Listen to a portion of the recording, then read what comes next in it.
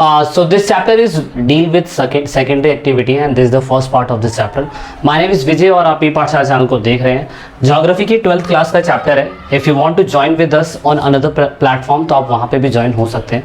ठीक है. सो in this chapter हम सेकेंडरी एक्टिविटी की बात करेंगे. अब देखिए आपने प्राइमरी एक्टिविटी के बारे में पढ़ लिया था और मैंने टर्शियरी एक्टिविटी पहले ही लेक्चर को अपलोड कर दिया था एंड नाउ 6th चैप्टर जो है वो सेकेंडरी एक्टिविटी पे बेस्ड है. तो कहने का मतलब सिंपल सा फंड आप समझ लीजिए कि प्राइमरी एक्टिविटी के अंदर हम कुछ भी चीज़ें हमारे पास जो भी नेचुरल रिसोर्स पे उगता है, कहने का मतलब समझ रहे हैं. जैसे मान लीजिए कि मैंने गेहूं है जो उगाया है. ठीक है. मैंने गेहूं नेचुरल फर्टिलाइज़र से या खेती से मैंने उगा लिया है. ठीक है. मैंने गेहूं अगर उगा लिया है तो गेहूं उगाने के बाद मैंने क्या करा, उस गेहूं के अंदर थोड़ा बहुत वैल्यू ऐड कर दिया. क्या उगाया मैंने नॉर्मल अपने खेती करके मैंने गेहूं उगा लिया. अब गेहूं उगाने के बाद मैंने क्या करा, उस नेचुरल रिसोर्स के अंदर कुछ वैल्यू को ऐड कर दिया. ऐड करने का मतलब मैंने गेहूं को क्या करा, मैं मार्केट में लेके गया या मैंने गेहूं को क्या करा, मैंने उसमें थोड़ी सी टेक्नोलॉजी ऐड करके उसको कन्वर्ट कर दिया आटे के अंदर. तो जब मैंने उसे आटे में कन्वर्ट कर दिया, so this is the secondary activity. मतलब आप अगर किसी secondary activity adds the value of nature resource by transforming the raw material into the valuable product. कहने का मतलब आपने गन्ना उगाया मार्केट के अंदर, मार्केट में कह रहा हूँ, खेतों में गन्ना उगाया. गन्ना उगाने के बाद आपने सिंपल सरल आपने क्या करा, गन्ने से आपने चीनी बना दी. So this is means that आपने एक रॉ मटेरियल को, एक प्रोडक्ट को थोड़ा सा टेक्नोलॉजी लगा के आपने उसे ट्रांसफॉर्म कर दिया किसी दूसरे वैल्यूएबल प्रोडक्ट में. सो this is the secondary activity. समझ रहे हैं. अभी आप इसमें कुछ बेच नहीं रहे हैं, इतना सा ध्यान रखना. सो दैट इज वाई यहाँ पे फैक्ट्री इनपुट आउटपुट ये बहुत मैटर कर जाता है, जिसकी वजह से हम सेकेंडरी एक्टिविटी के हिस्से को समझते हैं. आइए एक एग्जाम्पल के साथ और समझ लेते हैं. एग्जाम्पल के साथ अगर आप समझेंगे तो आप बहुत आसानी से समझ पाएंगे. एग्जाम्पल के लिए कॉटन है. कॉटन आप क्या करते हैं, कॉटन आप उगाते हैं. गुजरात की साइड के अंदर कॉटन बहुत बड़ी मात्रा के अंदर उगता है. एक टाइप है हमारा आयरन ओर बोलते हैं, आयरन ओर बोला जाता है.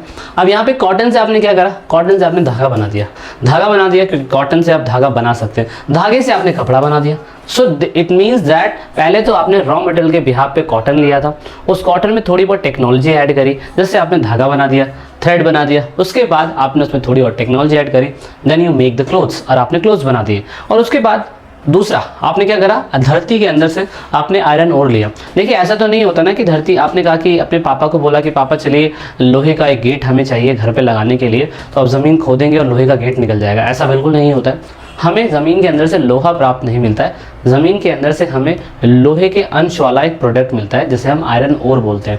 आयरन ओर ये एक साइंटिफिक टर्म हो सकती है, ज्योग्राफिकल टर्म हो सकती है, और इसको जब हाईली टेम्परेचर के ऊपर हीट करा जाता है तो इसके अंदर से निकलता है लोहा, जो आयरन ओर के अंदर से निकलता है. उसके बाद उसको गलाया जाता है, सुखाया जाता है, देन फाइनली उसे पीटा जाता है, रॉड आयरन, पिग्ड आयरन में कन्वर्ट करा जाता है, देन फाइनली हम उस आयरन का यूज़ कर पाते हैं. तो सिंपल शब्दों में आपने क्या समझा, आपने देखा कि this is the primary activity. जो नेचुरल रिसोर्स है उसको हमने इकट्ठा करा और उसके अंदर से हमने उसको एक्सट्रैक्ट करके हमने उसमें से लोहे वाली मात्रा निकाल ली. दैट मीन्स हमने थोड़ा सा उसमें इनपुट दिया, और इनपुट देने के बाद हमने फाइनली उसके अंदर से रॉ मटेरियल को एक्सट्रैक्ट करके उसको एक वैल्यूएबल प्रोडक्ट में कन्वर्ट कर दिया. तो यही पूरा सेकेंडरी एक्टिविटी का एक सिंपल सा झोल झाल है जो पूरे चैप्टर में समझाने की कोशिश करी गई है. सो अब यहाँ पे manufacturing is also the part of secondary activity. Manufacturing में क्या होता है, involves a full array of the production from handicraft, molding iron and steel, stamping out of the plastic toys. जितनी भी चीज़ें आप बना रहे हैं ना, सारी की सारी चीज़ें इन्वॉल्व करती है मैन्युफैक्चरिंग के अंदर. देखिए ये सारी मैन्युफैक्चरिंग सेकेंडरी एक्टिविटी का पार्ट है. मार्केट में कुछ भी बनता है ना, हम इसे भी बेच नहीं रहे. अभी हमने रॉ मटेरियल को कन्वर्ट करके, हमने सिर्फ और सिर्फ रॉ मटेरियल को कन्वर्ट करके हमने एक नया इनिशिएट दिया है और मैन्युफैक्चरिंग का हिस्सा बना दिया. तो कहने का मतलब आप हैंडीक्राफ्ट से लेके स्टील की बड़ी कंपनियां, जहाज के पार्ट्स, उसके बाद पेट्रोल पंप से निकलने वाला तेल, कुछ भी आप सिर्फ रॉ मटेरियल से लेके अगर बना देते हैं, सेकेंडरी एक्टिविटी ले लेते हैं, मतलब कर लेते हैं, तो वो सेकेंडरी एक्टिविटी का पार्ट आ जाता है.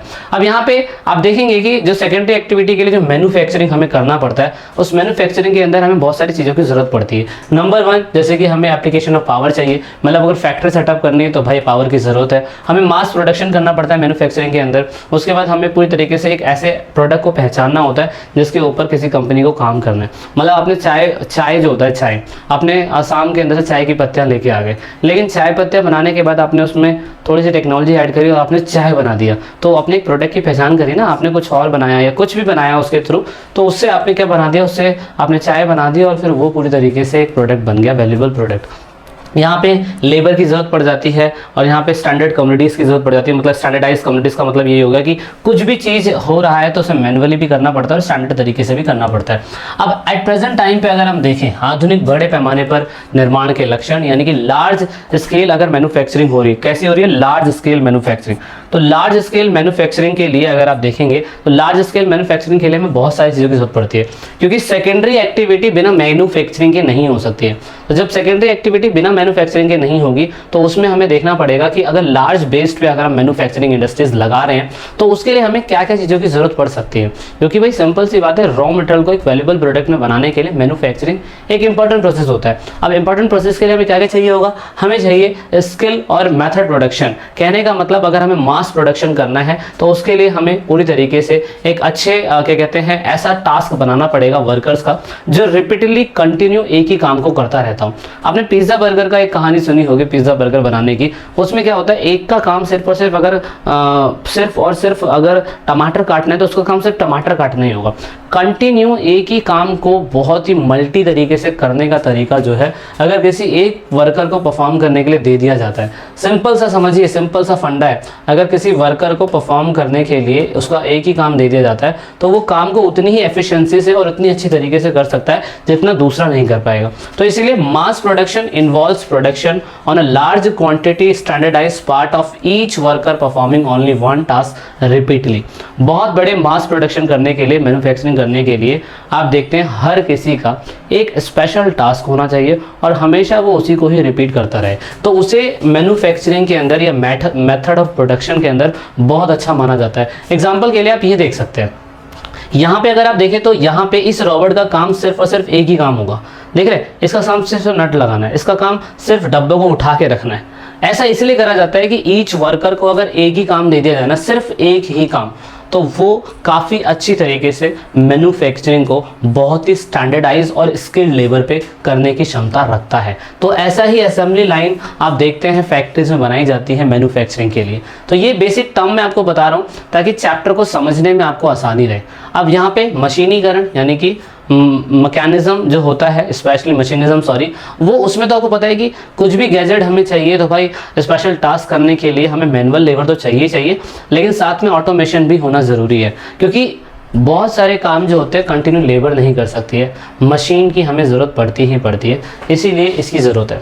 दूसरा टेक्निकल इनोवेशन, यहाँ पे तकनीकी क्या कहते हैं डेवलपमेंट। कहने का मतलब अपनी फैक्ट्रीज के अंदर अगर आप कुछ भी बना रहे हैं तो उसके अंदर कंटिन्यू कोई ना कोई इनोवेशन होना ज़रूरी है। मतलब आप सेम ओल्ड फैशन तरीके से कंपनी के अंदर मैन्युफैक्चरिंग कर रहे हैं तो नहीं कर सकते हैं, आप कंपनी में दूसरे प्रोडक्ट को कॉम्पिटिट नहीं कर पाएंगे, तो इसीलिए इसकी ज़रूरत पड़ती ही पड़ती है। दूसरा ऑर्गेनाइजेशन स्ट्रक्चर एंड स्टारिफिकेशन का मतलब होगा स्तरीकरण, मतलब काम को बांट देना कि कौन सा डिवीजन ऑफ लेबर कर देना ताकि जो गुड्स है या लेस एफर्ट लगे या पैसा कम लगे। इससे क्या होगा, अगर एक ही बंदा कंटिन्यू एक ही काम को करता रहेगा तो उससे टेक्नोलॉजी में कहीं ना कहीं फ़र्क भी पड़ेगा और हम पूरे तरीके से हर किसी के काम को जज कर सकते हैं कि कौन कितना काम कर रहा है। तो इसीलिए मैन्युफैक्चरिंग के अंदर ये वाला हिस्सा पूरी तरीके से बहुत मैटर कर जाता है कि कॉम्प्लेक्स जो क्या कहते हैं मशीन टेक्नोलॉजी होगी वो अपना अलग काम करेगी, जिन लेबर्स को काम पे रखा गया वो अपना अलग काम करेगी, और यहाँ पे फिर R&D दैट मीन्स क्या कहते हैं आपके रिसर्च एंड डेवलपमेंट की जो टीम होती है वो अपना अलग काम करेगी। इससे क्या होगा, इससे ये होगा कि इतना बड़ा ऑर्गेनाइजेशन जो है काफ़ी अच्छे तरीके से चल पाएगा।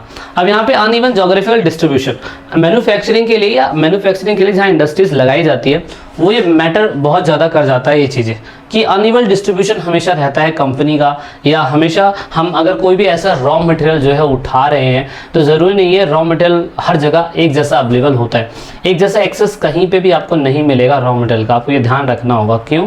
क्योंकि जो भी रॉ मटेरियल हमें मिलता है ना, दिल्ली में कुछ है और क्या कहते हैं आपका बिहार में कुछ है, पंजाब में कुछ है, कोलकाता में कुछ है, तो अनइवन डिस्ट्रीब्यूशन जोग्राफिकल वाला तो होता ही है। तो उस हिसाब से आप देखते हैं कि लोकेशन बहुत मैटर कर जाती है। मतलब अगर आपने गन्ना उगाया है तो गन्ना, अगर आप हरियाणा का किसान है और आपने गन्ना उगाया तो गन्ने के बाद जब फैक्ट्री के पास आपको गन्ना लेके जाना है ना, तो आपको उतना ही रखना पड़ेगा जितनी दूर पे आप लेके जाए और आपका सामान आसान से बिक जाए।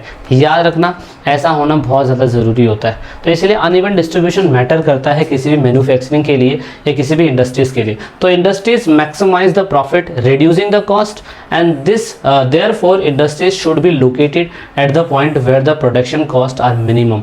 इसलिए कोशिश क्या करी जाती है कि मान लीजिए कि मैंने अगर गन्ना उगाया है तो मैं उस गन्ने को बेचने के लिए बिहार का किसान पंजाब नहीं जाएगा।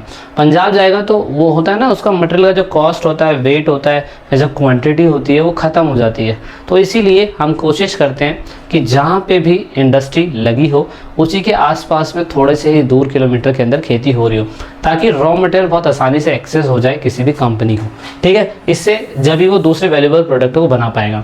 वो उसके बाद वही अगर उसने बना भी लिया तो बेचने के लिए मार्केट का होना ज़रूरी है, क्योंकि मार्केट में तो सामान बिकेगा ना। इतना सारा मैन्युफैक्चरिंग कर लिया, इतना सारा कुछ बना लिया, और बनाने के बाद अगर आपको मार्केट नहीं मिलेगा, बेचने के लिए आपको आसपास मार्केट नहीं मिलेगी, तो उसका करोगे क्या, है ना। तो इसीलिए मार्केट एक ऐसी जगह होती है जहाँ पे सेलर सेल कर सकता है, परचेज करने वाला परचेज कर सकता है, खरीदने वाला खरीद सकता है, बेचने वाला बेच सकता है। इसीलिए एक्सेस टू रॉ मटेरियल, अगर कोई भी इंडस्ट्रीज लगानी है तो रॉ मटेरियल लगाना या पाना बहुत ज़्यादा ज़रूरी हो जाता है। रॉ मटेरियल अगर पता ही नहीं होगा कि रॉ मटेरियल है कहाँ या रॉ मटेरियल कहाँ से मिल रहा है, तो सिंपल सी बात है, आप कुछ नहीं कर सकते, है ना। तो इसीलिए कोशिश करा जाता है कि रॉ मटेरियल अगर कहीं सस्ता और आसानी से मिल जाए अवेलेबल, जहाँ पे ट्रांसपोर्टेशन का खर्चा भी रिड्यूस हो सके, तो इसीलिए कंपनियां आसपास मैन्युफैक्चरिंग के लिए वहाँ पे ही आसपास सेटअप करती है जहाँ पे रॉ मटेरियल आसानी से एक्सेस हो जाता है, ठीक है। ये भी है। उसके बाद लेबर सप्लाई, लेबर जब तक सस्ती नहीं मिलेगी तो कोई भी कंपनी काम नहीं कर पाएगी मैन्युफैक्चरिंग के लिए। उसके बाद अगर आप देखें तो यहाँ पे एनर्जी चाहिए ही चाहिए हमें, मतलब बिजली चाहिए ही चाहिए। अगर इंडस्ट्रीज़ को चलाना है हमें, अगर लोहे की कोई इंडस्ट्री है, एल्यूमिनियम की कोई इंडस्ट्री है, तो उसमें तो बहुत ज़्यादा बिजली की ज़रूरत पड़ती है। तो जब बिजली की ज़रूरत पड़ती है तो उसमें तो हमें बहुत कुछ करना पड़ेगा, तो उसके लिए पावर एक्सेस की ज़रूरत पड़ती है, और इवन लेबर की तो ज़रूरत पड़ेगी, चाहे स्किल्ड हो या सेमी स्किल्ड लेबर हो। उसके बाद ट्रांसपोर्ट एंड कम्युनिकेशन बहुत मैटर करता है। सामान को लाने ले जाने के लिए ट्रांसपोर्टेशन होता है, और कम्युनिकेशन आसानी से कम्युनिकेट कर सकता है बंदा किसी कंपनी से, ग्राहक से, कस्टमर से, अपने लेबर से, किसी भी चीज़ से। तो इसीलिए ये सारी चीज़ें बहुत मैटर कर जाती है कम्युनिकेशन के लिए। सरकारी नीति इसलिए मैटर करती है कि ऐसा कोई प्रोडक्ट बनाया जाए जिससे सरकार की गतिविधियां या सरकार के कामकाज में उस पर कोई फ़र्क ना पड़े, समझ रहे। तो इसीलिए कुछ ऐसे ही प्रोडक्ट बनाने की कोशिश करी जाती है जिससे इकोनॉमिक डेवलपमेंट बैलेंस होता रहे और उसके बाद सरकार की नीतियों के खिलाफ भी ना जाए। मतलब आपका कुछ ऐसा प्रोडक्ट है जो पूरी तरीके से पर्यावरण को नुकसान पहुँचा रहा है, तो वो तो गवर्नमेंट पॉलिसी के अंडर में आएगा नहीं ना। तो इसलिए मैन्युफैक्चरिंग के लिए यहाँ पे गवर्नमेंट पॉलिसी भी मैटर कर जाती है, ठीक है। सो यहाँ पे लिंक टू इंडस्ट्रीज कहने का मतलब एक इंडस्ट्रीज को दूसरी इंडस्ट्री से कनेक्ट होना जरूरी है। मान लीजिए कि ये इंडस्ट्री जो है वो टेलीकम्युनिकेशन वाली है, ठीक है, टेलीकम्युनिकेशन है, तो इसको डेटा वेटा की जरूरत पड़ेगी। तो डेटा के लिए इसको दूसरी कंपनी से कनेक्ट रहना पड़ेगा, ठीक है। फिर इस कंपनी को इससे कनेक्ट रहना पड़ेगा। एक कंपनी दूसरी कंपनी से टेली कनेक्ट रहती है। अगर कोई भी बंदा रॉ मटेरियल बनाता है, रॉ मटेरियल से गन्ने से चीनी बना रहा है, तो चीनी बनाने के लिए उसे पन्नी वाली कंपनी से भी कॉन्टैक्ट बनाना ज़रूरी है, या चीनी जहाँ बिकेगी उससे भी कॉन्टैक्ट करना ज़रूरी है। इसीलिए मैन्युफैक्चरिंग के लिए ये सारे गुरु मंत्रा है जो आपको ज़रूरत पड़ती है या आपको पड़ती रहती है। तो इसीलिए आप ये सारी चीज़ें देख सकते हैं और इन सभी चीज़ों का इस्तेमाल कर सकते हैं, ठीक है। तो इस क्लास में इतना ही है। वीडियो के अगले पार्ट में जल्दी मिलेंगे। आई होप आपको सरल और सिंपल शब्दों में चैप्टर का इंट्रोडक्शन पार्ट समझ में आया होगा, और बाकी अब थोड़ा बहुत पढ़ेंगे तो आपको और अच्छा डीपली समझ में आ जाएगा, ठीक है। सो जय हिंद, जय भारत। मिलते हैं वीडियो के अगली क्लास में।